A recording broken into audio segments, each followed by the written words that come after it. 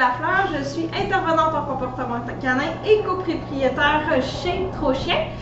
Aujourd'hui, je vais vous montrer l'exercice que j'adore pratiquer pour la socialisation des chiots. Donc ici, j'ai Amé de l'autre côté, mon border collie de 3 ans qui n'aime vraiment pas les chiens, ok? Il a cependant appris à les tolérer tant qu'il y a une barrière et qu'on est à une distance sécuritaire. J'ai par exemple ici Coffee Bean qui est un petit chiot de 3 mois qui doit apprendre à être poli avec Amé et à l'accueillir poliment, ok? Donc comment on va faire ça? On va jouer au jeu Look at that ou Regarde, ok?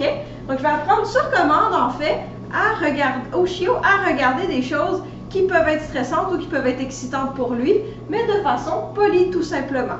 Donc je ne sais pas si vous voyez derrière la barrière, Amé est juste ici, il est couché tranquille et je vais tout simplement approcher Coffee Bean. J'ai des récompenses à très très haute valeur. Ici en fait j'ai du pain, ok? Donc je pense que Coffee Bean, elle aime beaucoup le pain. Et qu'est-ce que je vais faire? Si je vais lui demander par exemple un assis, Coffee Bean sit, good job! Et ensuite, on va récompenser parce qu'elle s'est assise. Et on va attendre que Coffee Bean regarde Amé. Aussi simple que ça. C'est non, hein? Mais de cette façon-là, lorsqu'elle va regarder Amé, je vais yes! Je vais récompenser. Je vais marquer avec un yes, oui, bravo, bon chien, et récompenser. Donc je veux qu'elle regarde Amé et ensuite je récompense. Qu'est-ce qu'on est en train de lui apprendre? C'est que la grosse chose noire qui peut faire peur, parce que Amé il a l'air de rien, mais il peut faire vraiment peur au chiot s'il veut. Oui! Et récompense. Et a une bonne valeur. Ok? Donc quand on regarde quelque chose qui fait peur, on est récompensé. Yes!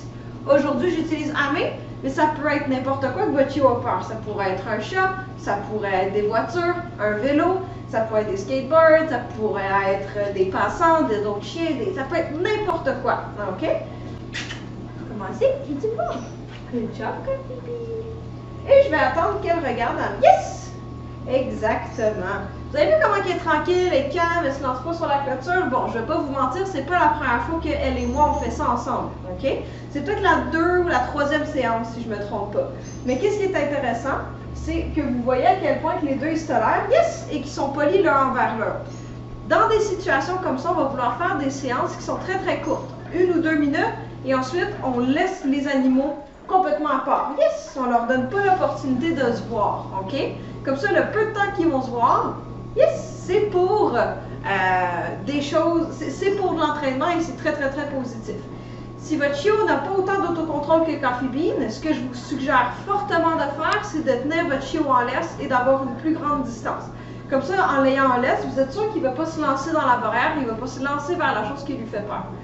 Donc aujourd'hui, je fais l'exercice dans la maison, mais ça pourrait être par exemple dehors en vélo, pendant les promenades pour les vélos, pour les passants, comme je l'ai dit un petit peu plus tôt.